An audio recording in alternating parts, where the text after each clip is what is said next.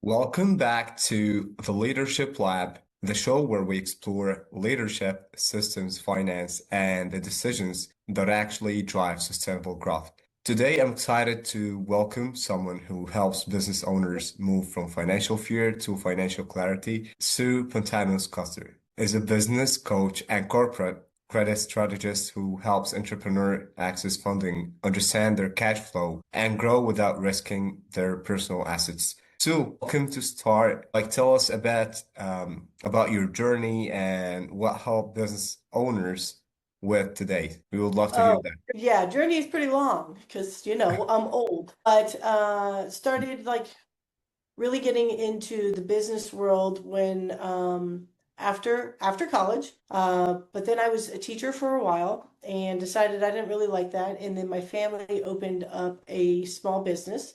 It was a swim school, which was it's definitely different than most. Yeah. We built the swim school from 2004 to 2022 when we sold. So in a small business, you wear all the hats. So not only are you teaching the lessons and you're scheduling, but you're also doing invoicing and you're doing marketing and you're doing projections and you're learning your P&Ls and you're figuring out what the heck QuickBooks is and finding people to help. And back then, in the early 2000s, there wasn't a million coaches. There wasn't fractionals.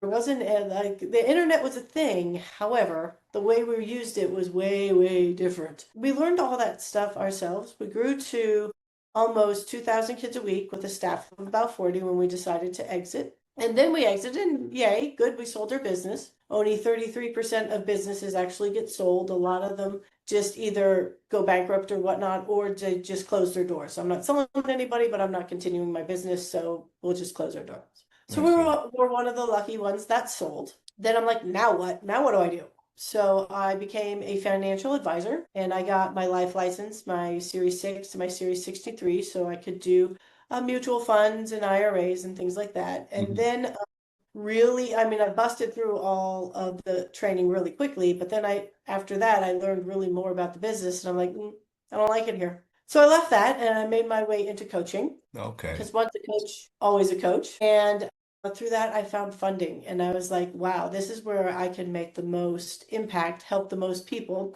and not only help all the other people, but the gentleman I'm working with, he needed a little help himself. And I'm like, Yeah. you're an awesome person, you're doing great things, you just need a little bit of help. So I'll be that person. And that's my story. What an interesting journey. Thank you for sharing that. I would love to know, can you walk us through, what your work looks like today, from coaching to funding strategy? How does that work day to day with you?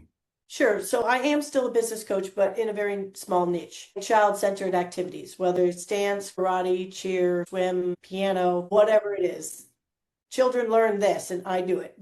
Those are the people I love to coach because that's where I'm coming out of. Yeah. But on the business financing world, I love to hear what the business needs, whether it is a trades business and they need heavy equipment, or a trucker, or somebody who's a plumber and needs another truck, or a dentist that needs x-rays, or a restaurateur that needs a walk-in freezer. So equipment financing has become something that we're really, really good at. We turn that around in a matter of days and get them the equipment they need to grow and scale. And through the process, I usually hear a few things. We're having trouble with this, or I can't figure out that. What the heck is a P&L? I mean, things like that. So people ask me all sorts of questions, and as long as it's like rudimentary level, what's the P&L? Oh, I can explain that. Do I really want to go into your P&L and talk? No, but I do a ton of networking. That's what I do most of the time is network and meet new people and make great connections. So not, and then also we do other kinds of loans. We do SBA loans, which is here in the US. So SBA loans, lines of credit, term Yeah. loans, all those things that they can do to grow their business. So you have one side that's equipment financing, that's tied to the equipment they're purchasing. But then the other side is just money. We're going to Mhm. give you money. Please use it wisely to grow your company. So I'm doing a lot of applications. I'm doing a lot of outreach. I'm finding and finalizing lender agreements. And then we also partner with sellers. So the people selling the equipment, we Yeah. can be something as easy as a tab on their computers that they can click on, and then somebody can fill out an application. So we partner with sellers of whatever equipment, as long as it's over $10,000. and then we help buyers buy it. I see. That's really interesting. So, like, I would love to know what kind of businesses usually come to you asking for help. Like, what's the most businesses you actually work with nowadays? My goodness, it's absolutely everywhere. Everywhere. We've got one person who has a dog poop cleaner business. So he Hmm. goes around to people's houses and cleans up dog poop. And he's doing really awesome at that. We've got a restaurateur who's trying to expand. We have a solopreneur who's in the marketing field who would like money. We've got lots of people in the construction industry that are looking for trucks, trailers. We've got dentists looking for x-rays. It is really the gamut. If they have a FICO score and EIN number, we can fund them. Hmm. Well, as long as they're fundable. I Some see. people we can't fund, but they usually shouldn't be funded because, when you get money, you also owe the money. And if it's going to put you in a worse place than you already are, then you shouldn't get the money. Let's revamp where you are before we go and make it worse. Because lose your business is one thing, and lose your house is another. Totally agree on that. Let's move to the industry trends we see. Like, what major shifts are you seeing nowadays? Like, in how entrepreneurs think about funding right now? Do you know, I'm dealing with the older generation usually. Yeah. And the older generation is definitely, if you can't afford it, don't get it. So there's a stigma behind it. They don't want to get funding because then they're going to owe something. And we Okay. don't like to owe something.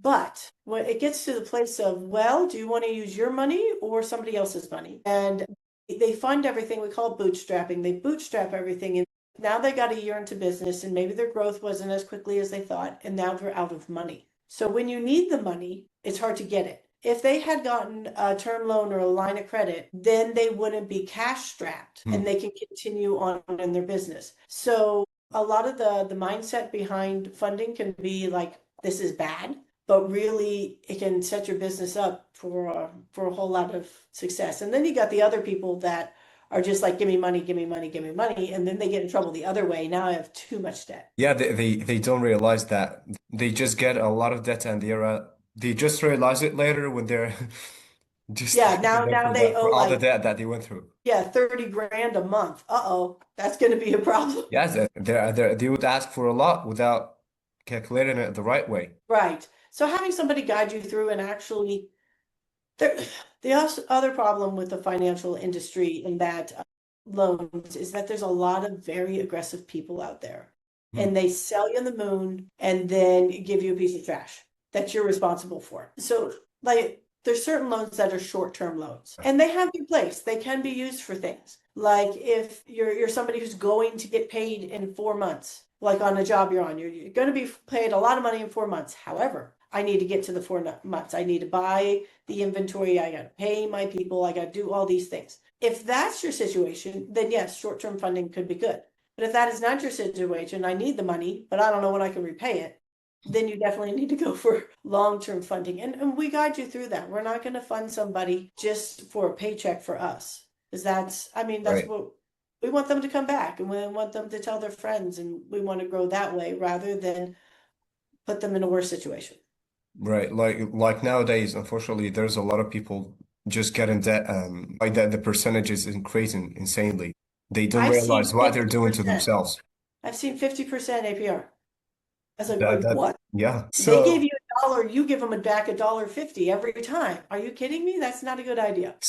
what is like why do so many business owners default to personal credit? Like even when it's risky? Two reasons. First, they don't know. They don't know there's something out there called corporate credit. Yeah. That's building your credit on your EIN number. Second, it's really hard to do. So, Dun& Bradstreet, Experian, and Equifax, only certain things or certain financial institutions, credit cards, report to them because it Hmm. costs money to report to them. So nobody actually wants to do it. There's all these intermediary steps. Like if you're looking at Amex, you think that's getting reported. It is to a place called the SBFE, which is an intermediary stage, which means it does not show up on their business credit report. But if you miss a payment, or you're late, or you're overdraw, or something bad happens, that goes directly to Dun& Bradstreet. So it's really hard to do, and it takes time, and people don't want to wait for time. They don't just realize that it's gonna affect their score at the end. Like it's gonna affect their Well, life. they do know, but they don't have another choice. So the way Hmm. the banking system is set up, corporate credit is really hard to get going.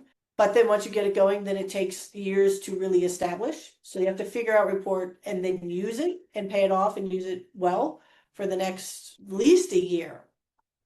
But they need money now. So we always end up personally guarantee things, but we don't have to personally guarantee them with a lien on your house or a lien on something else or second position or third position or who knows what else. So the loans that we do as business credit are business loans, but they are personally guaranteed, but we're going to make sure you do it the right way. I see.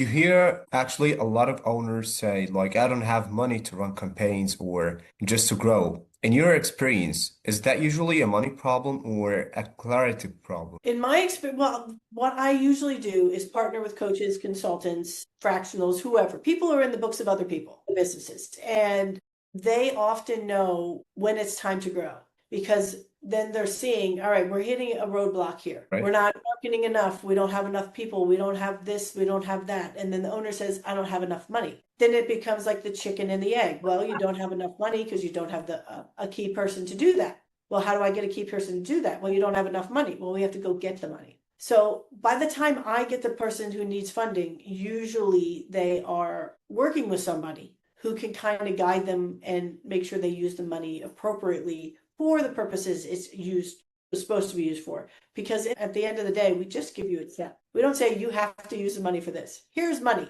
Use it wisely, please. Agree. So let's say like when a business owner first comes to you, what does their financial picture like usually looks like? The gamut because I'll tell them right off a quick no is as good as a yes. So if I'm looking at their financial statements and their bank statements and their tax returns, and I'm like, you're not fundable. This is not a, we need to either totally fix this business or close shop. And then I'll send them to a coach unless they're in the child-centered space. So I see that, but I also see we are doing awesome and we're making a lot of money. We're doing a lot of great things. And Yeah. now we want a whole nother location. I see that too. So it runs the gamut. And I'll tell them, no, this is not fundable. Yes, this is fundable. Or you're doing really great. Let's go put you in this program. I just take them to the lender that's good for them if they are fundable. Totally makes sense. So when it comes to like to those, let's say most common mistakes you see owners make when trying to scale without understanding cash flow. Big, I don't know if it's a mistake. It's a strategy. We'll put it as a strategy. So All when right. you're running your business as negative or as Mhm. zero for tax purposes, because you don't want to pay taxes. Yeah. So you kind of move things around and buy stuff and all that stuff at the end of the year. That is great for tax strategists, but Mhm. terrible when you're talking about lending or exiting because EBITDA is a thing. That's where they take earnings before interest and all that stuff and add backs and all the things. So if you want to fiddle with a lot of numbers and try to explain yourself all the time, we're running at a zero because blah, blah, blah, blah, but my business is really worth this many millions of dollars. Now you have to kind of prove that. So that's one strategy I see a lot of. And then they ask for funding and I can't get it to them because their tax returns aren't great. And then it comes with the whole story and Hmm. whether lenders are interested in listening to a story or not. The other problems I just have is we really are great at our craft. We can do this, but we don't know how to run a business. So we get that a lot too. As All in, right. I don't really know what P&Ls are. And do I really have to use QuickBooks? What is time blocking? So they just don't know how to run a business, so it's a mess. So then I usually refer them either to a bookkeeper or to a fractional or somebody to say, hey, clean this mess up and get these people knowing what their numbers are. Because if you don't know your numbers, you don't know your business. You can't make Right. projections. Don't Right. know. You don't know what's working, what's not working. So we teach. I don't teach them, but I take them to They somebody they, who they does. just they're testing like I feel like they have some money to play with them. Let's give it a try in this business or that business and see as for that funding, they have no idea what they're doing. Yes, they have no idea what we're doing. We prefer to work with people who are like at least a year in business, so they have a clue. But we Yeah. can do some startups too, but that would be an SBA loan because that's really the only option. And sometimes that's not even an option. And then they need to have a deck and they need to have projections and do all their research, which they should do before they start a business. Anyway, the SBA just makes you do it. So we can go down that route. But Hmm. yeah, there's a lot of business owners who are great at their thing, whatever their thing is. web design, whatever, but just don't know how to. And I've come across business coaches who don't know how to run a business, Oh man. which baffles my mind. But that's the thing, because they went to a school and they got a certificate. Hey, but you don't know. I'll just use this certificate and whatever. And Yeah, I it'll don't be fine. I understand have a certificate. Yeah, no. that. All right. So what I think the one financial issue that keeps most of your clients up at night. Well, that's easy. That's money usually. Money or staffing. Okay. Like, Yeah. yeah, staffing in that, oh, we're going to lose staff. I can't raise prices, which is a money issue because I'm Yeah. going to lose clients. They might face some shortage like while they're trying to do that. Right. So, or people who have SBA loans and they can't afford them or can't do them and don't want to file bankruptcy, might lose their house. I mean, there's some real issues out there within the business world, and all kinds of things kept me up at Yeah, night when I I was. dealt with some people personally, like they had like signed bankruptcy. It was insane. Like I used to work in something related to like to debt and things like that. So I faced those things and it was really sad how to see those people like running through these phases until they just file their bankruptcy. Right. Yep. True story. All right, so where do you see business owners struggling most when it comes to tracking spending, revenue, funding readiness? Where do you think most of them just struggle? Well, they didn't get into business, Hmm. okay, unless you're a bookkeeper. They didn't get into business to do the books. They got in Yeah. their business to do whatever they do. So the books are usually something that they hand off. And when I mean the books, it's tracking your statements, knowing what's coming in, accounts receivable, what did I actually spend, who's my vendors, all those things. Do I have a good contract with them? Anything that's money related, money in, money out. They don't like that part. They just Yeah. want to run a great business and do customer service and do whatever they're doing, Hmm. sales, whatever, really well. So that's what I find that they don't know. They give it to somebody else and then they don't track it. They just wait for the bookkeeper ever to say, hey, this is a problem, or their CPA and be like, this is what's going on. And they, oh, I had no idea. It's because they don't want to know. They Hmm. put their head in the sand. They don't want to Yeah. know. So that's what I see is the biggest problem is that they're not actively engaged in the finances of their company. Right. Agree. So what I think, let's shift actually to how technology works nowadays with like with the finance in general. How are tools like data AI starting to play a role in the financial analysis and funding decisions nowadays? Sure. You see the commercials for Rocket Money. You can download things, and QuickBooks is all online now. You don't actually have to have your bookkeeper or whatever on staff. They don't have to come in. You can Hmm. just send everything back and forth. It's actually way easier, but also it can be way more automated, Yeah. which also makes it easier to put it aside and say, yeah, it's working on its own and I don't have to worry about it when you should be in there all the time. So everything is much more automated when it comes to books and you can outsource things and it's easier to find people to help, but then you're also not on top of them. So hopefully you're finding great people that you can trust in a different state or a different whatever. Right. All right. So, like, what excites you the most about technology, like, in helping business owners gain clarity faster? I don't know. What excites me the most about technology that it works. Yay. Sometimes it doesn't. And then it's amazing how dependent we are. We were having some trouble with our Wi-Fi, so we kind of started looking what's on it. 30 devices. Hmm. Like everything's on it, from the grill to the Roomba to the Peloton, not to mention all your stuff. So how dependent we are on technology is really scary. This is also why I like to go hiking in the woods with my dog, and that's my safety precaution.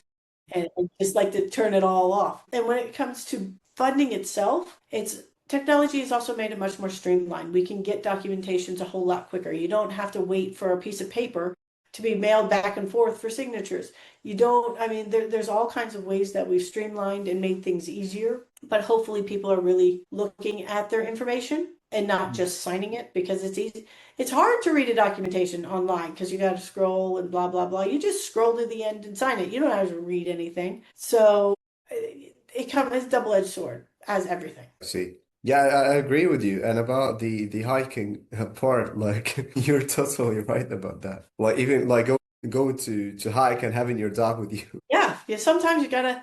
I mean, I have several of my younger friends who are Uh, totally attached to the phone. I've like they'll forget their phone for 5 minutes and they'll freak out. And I'm like, that dude, shouldn't be the case at oh, all. it shouldn't be, but it is. And when I used to go on longer hikes, I the phone was literally just a camera because that's all it worked for. And I loved it. I'd be like, I'm going backcountry for a week. I won't have my phone. You all Mhm. figure it out. And they're like, what? Yeah, turn that off. All right, so where do you still see the gaps between the data available and the decision owners actually make? I don't think it's a data problem. I think it's an owner problem. Okay. User error, as in they didn't look. Hmm. Either they're prompting it incorrectly or they're not taking the time to actually analyze it or feeding it, garbage in, garbage out, that rule. So I think that the user didn't do it appropriately. I think that where we're getting with an AI and all the strategies that it can answer pretty much anything, sadly, as we grow as a humanity that will feed it better information and have it answer things more appropriately. Some things that I think are not the greatest is that we look to AI or something to answer all our stuff for us, and we stop thinking as much.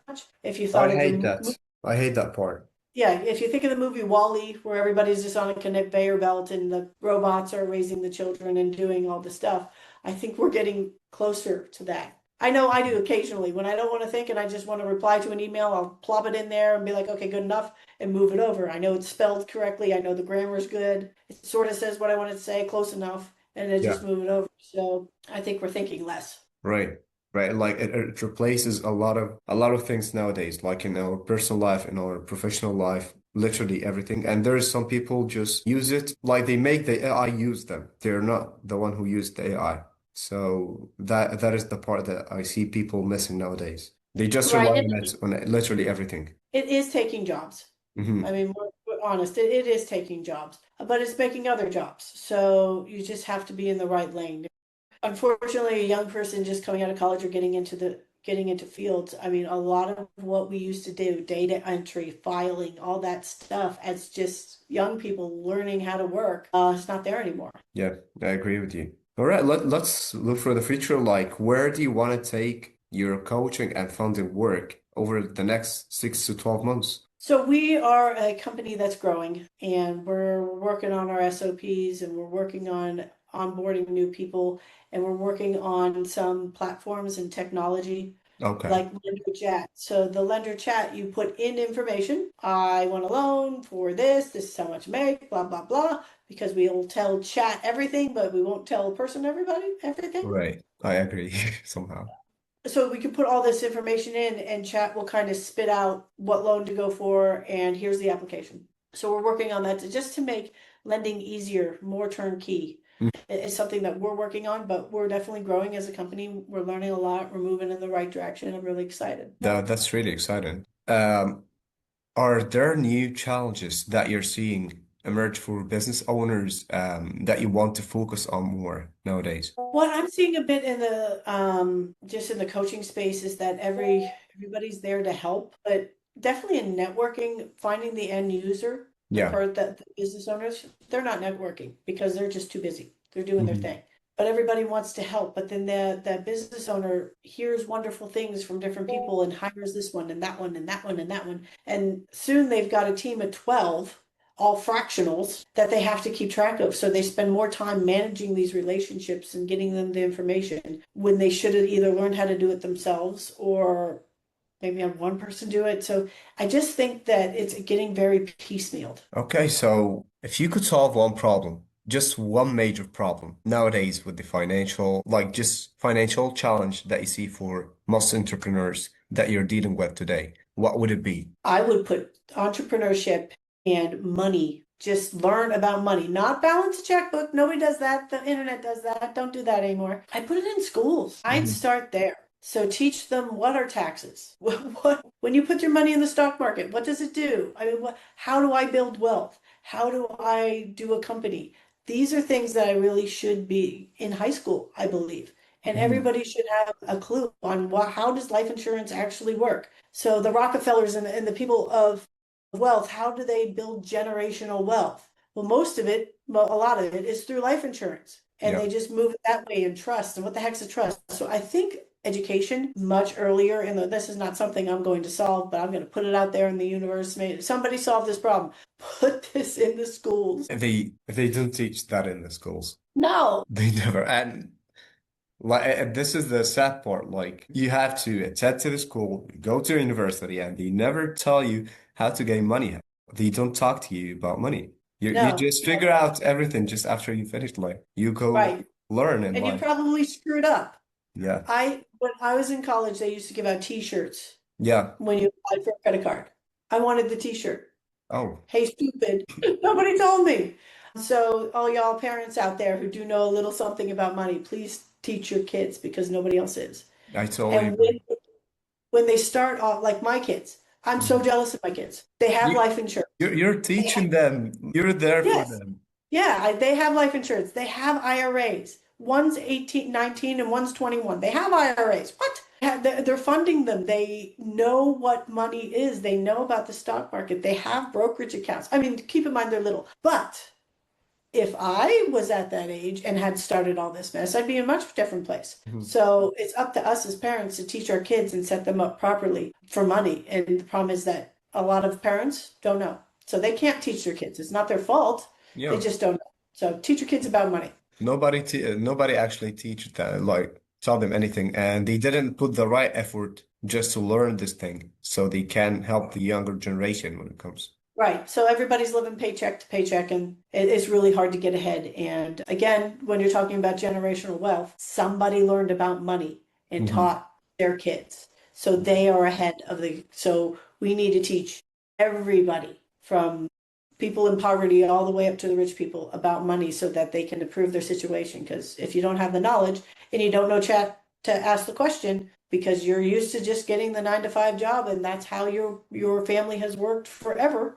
Right, then you're never going to get out of that. right. I totally agree with you. So, what would be the most advice that you give to the younger generation taking the career, like they're looking to be entrepreneurs, or the entrepreneurs and just they're, they just joined this career. What would be your advice for them? Find a mentor, find somebody to teach you because failing is expensive. Yeah. Failing is very expensive. So find somebody who sort of does what you do, who has done it well, who is willing to give back to the youth and move them forward. So that's what I would say is find a mentor. There's free ones out there. In the US, there's something called SCORE, Yeah. and you get free advice that way. Usually those people are somebody from corporate. They made a lot of money. Now they're in their 70s and they need something to do. So they help young entrepreneurs, which is great. But yeah, find somebody to help you. You'll get where you're going faster. That's really like, thank you so much for the advice. It's really helpful, and I wish it's gonna help the audience out there. You're gonna listen to that. So this has been incredibly insightful. No, a lot of business owners listening will feel seen and hopefully more confident after hearing this. Thank you so much, and wish you a wonderful one, and for our listeners as well. See you in the next Yes. episode.